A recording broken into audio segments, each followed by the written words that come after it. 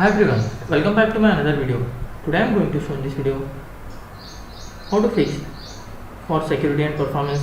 This mode of Windows only runs Microsoft verified apps on your Windows 10 or Windows 11. So before going to start the video, if you are not subscribed to my channel, please subscribe. So let's start the video. Guys, if you are seeing this type of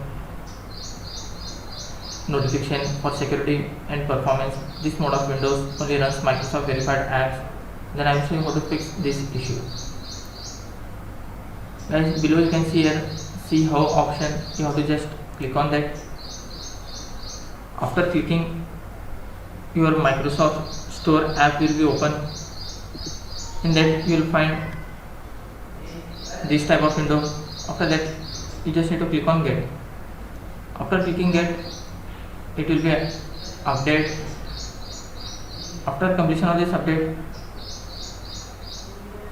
you can try and install your app. After doing this, hope your issue will be resolved.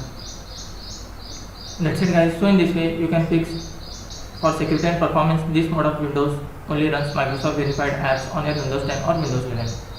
Thanks for watching. Hope if you like this video, please like, share and don't forget to subscribe.